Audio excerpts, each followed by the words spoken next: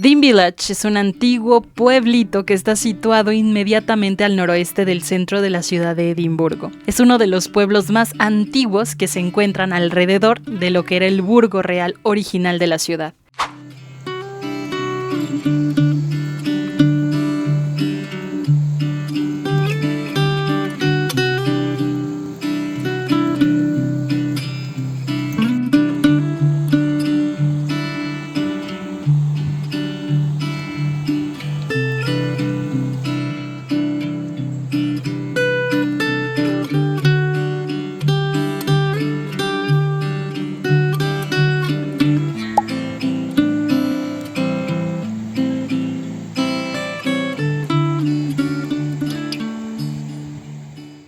En 1535 se va a hacer referencia a este lugar como el pueblo de los molineros, ya que va a ser una zona de molienda de cereales, muy exitosa por cierto, y que va a durar más de 800 años en función.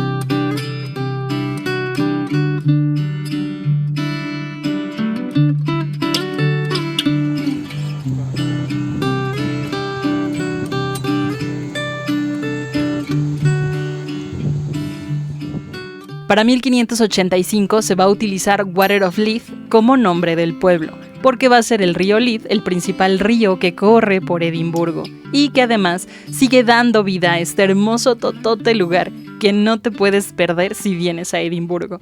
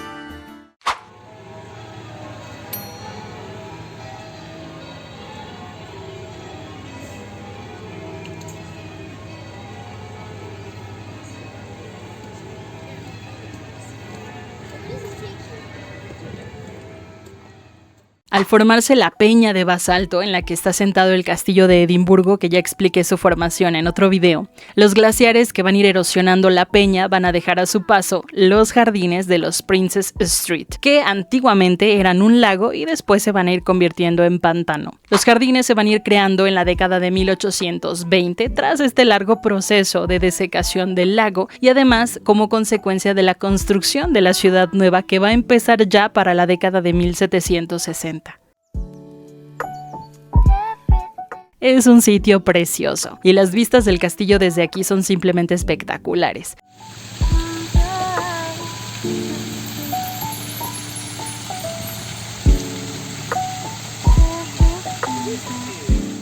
Una de las cosas más bonitas aquí es la fuente de Ross, a mí me gusta mucho, fabricada en Francia en hierro fundido.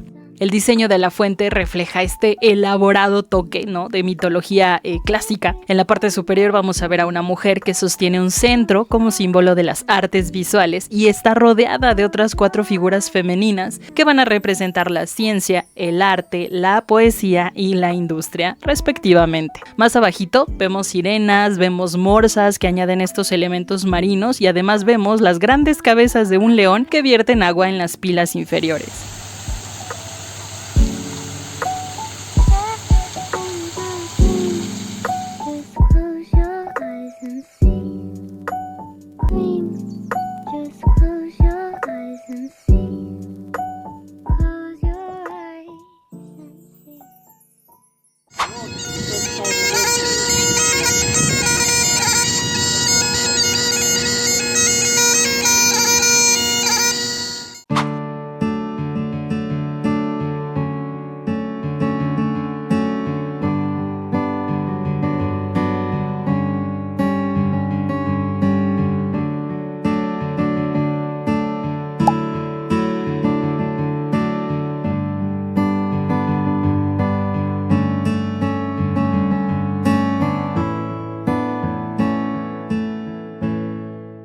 Debido al emplazamiento de la Royal Mile y su altura hasta descender al Palacio de Holyrood, se van a ir formando los distintos callejones de acceso a la calle o de salida de ella. Esto, además de ser una característica típica de estas ventosas y estrechas calles del mundo medieval, también van a ser una de las características más emblemáticas de Edimburgo y su ciudad vieja. Y métete a todos los que puedas. Hay unos particularmente especiales, como el famoso Mary King's Close.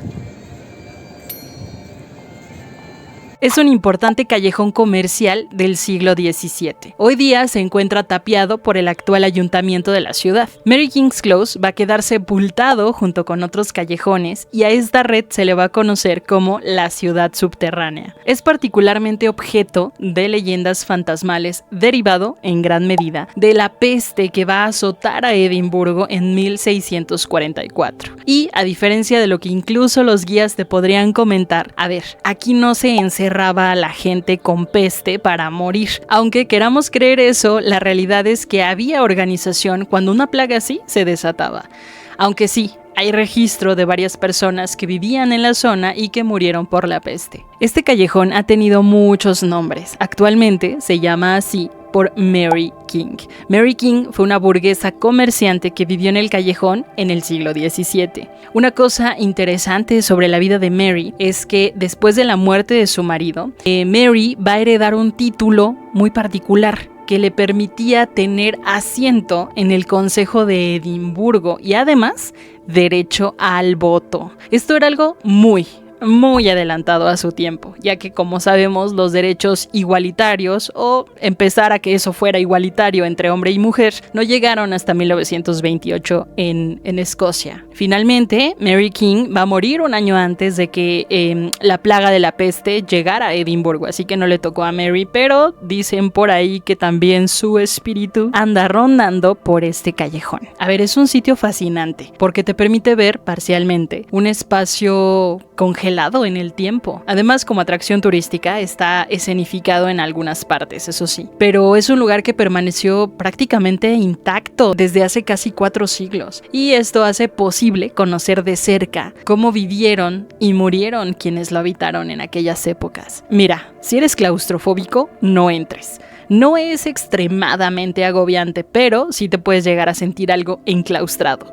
Está a más de 20 metros de profundidad y el ambiente es bastante húmedo y bastante oscuro. Además, desafortunadamente, no hay aún acceso para personas con movilidad reducida, así que ten mucho cuidado. Volviendo a lo paranormal, porque aquí nos encantan esas cosas, algunos de los espíritus, entes, fantasmas o como los quieras llamar, que cuentan habitan aquí son el espíritu de una pequeña niña y el de un doctor que atendió a enfermos durante la peste.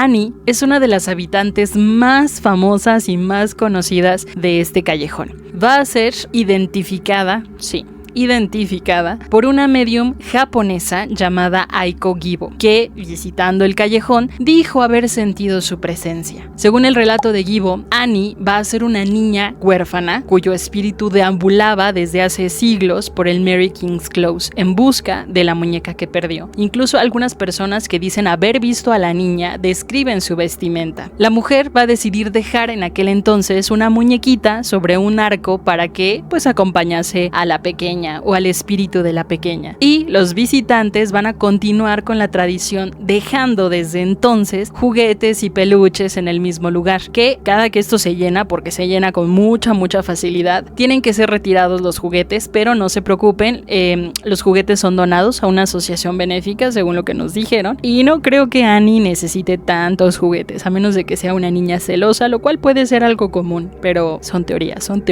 Otra historia es la del doctor con máscara de pájaro. El doctor George Rae, por su parte, es otro de los personajes más famosos de este callejón. Rae fue uno de los médicos más solicitados en la ciudad durante la epidemia de la peste, y se cuenta que trabajaba atendiendo a los enfermos del Mary King's Close, específicamente vestido con este traje de cuero negro, que hoy lo vemos bastante raro, pero que en aquella época era muy común, incluyendo la máscara con este extraño pico para la cara, que hoy decimos que es un pico de pájaro, ¿no? En aquella época no era extraño, así se vestían, ya que pensaban que la peste se contagiaba por el aire y los enfermos desprendían además un olor muy fuerte. Finalmente, y a pesar de lo que podríamos pensar, el doctor no va a morir durante la peste. De hecho, va a vivir todavía 10 años más, según los registros, pero después de su muerte, aseguran que aún se pasea por los callejones de Edimburgo en búsqueda de sus pacientes y de calmarles su dolor.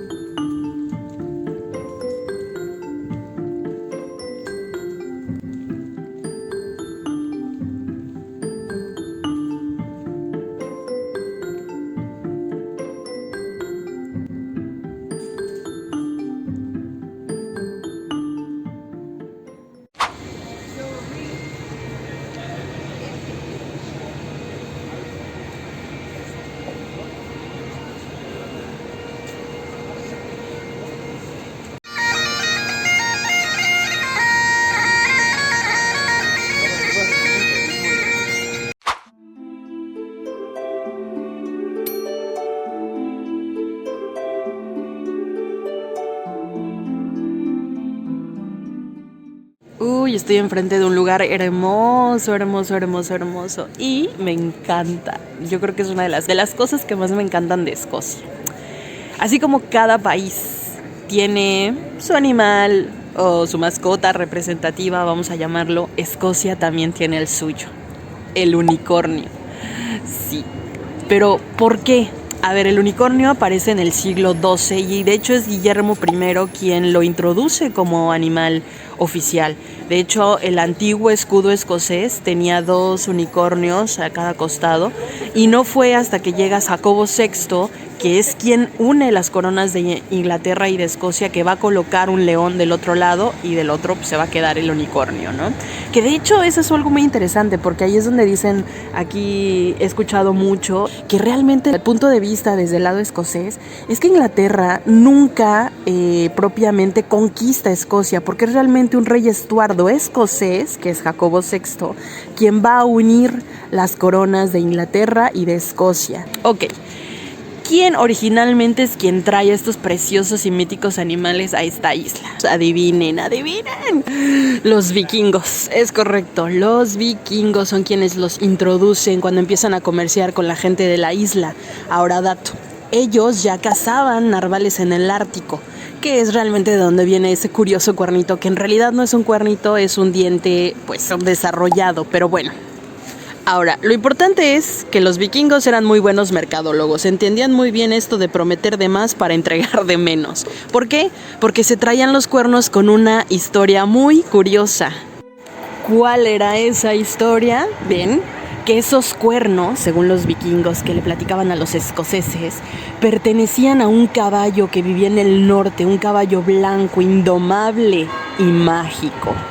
Y por supuesto que sus cuernos tenían propiedades curativas, propiedades, como ya dije, mágicas. De hecho, hay vestigios, hay evidencia de muchos vasos elaborados con este tipo de cuernos, de narvales, o más bien no perdamos la fantasía, de unicornios, porque la gente pensaba que si alguien te envenenaba o te iba a envenenar, si tomaba el líquido en ese tipo de vasos hechos con los cuernos de los unicornios, se iba a purificar automáticamente. Ahora, a ver, lo bonito con esta historia es que, como ya les dije, los vikingos vendieron a estos animales místicos como salvajes, indomables, puros, rebeldes. Así que al pasar los años, los escoceses se sintieron identificados con la personalidad de este precioso y mítico animal y lo fueron adoptando como parte de su identidad nacional hasta el día de hoy.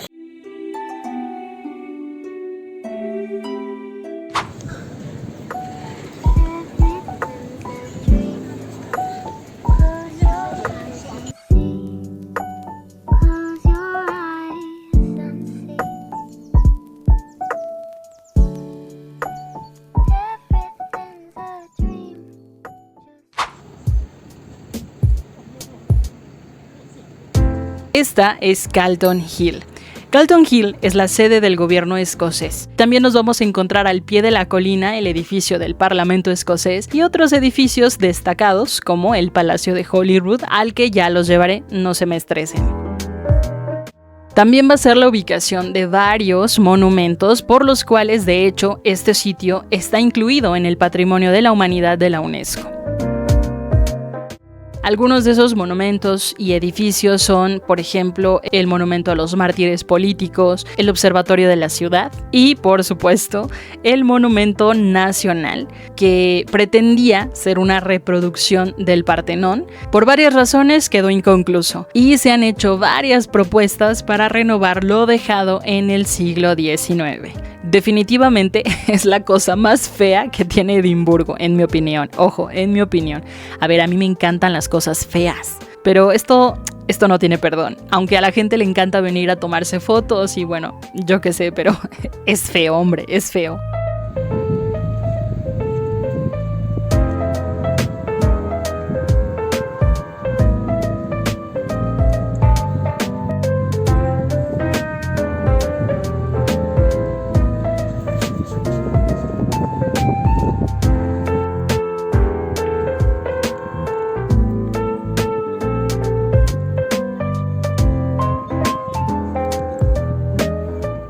Este es uno de los puntos importantes para que te vengas a caminar y para tener unas vistas increíbles de la ciudad.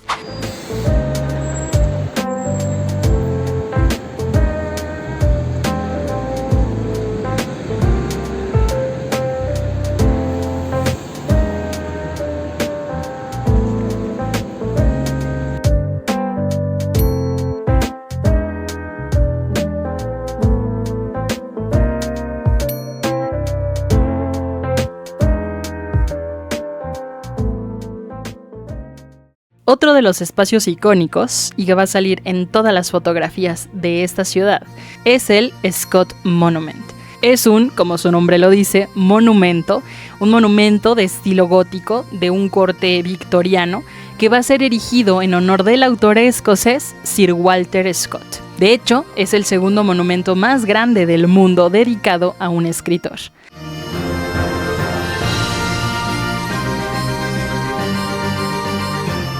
La torre tiene una altura de poco más de 61 metros y se va a terminar por ahí de 1844, si no me falla el dato, a 17 años de la muerte del escritor. Aunque era abogado y administrador de profesión, va a ser conocido en toda Europa en su época por sus obras literarias, y en cierto sentido va a ser el primer autor que tuvo una verdadera carrera internacional en su tiempo, con muchos lectores contemporáneos en Europa, Australia y Norteamérica. Una obra que puedo mencionar de él, porque la conozco y me gustó mucho, es la famosa Waverley, que es una de las varias novelas de Scott que van a situar la novela histórica como un género literario para siempre.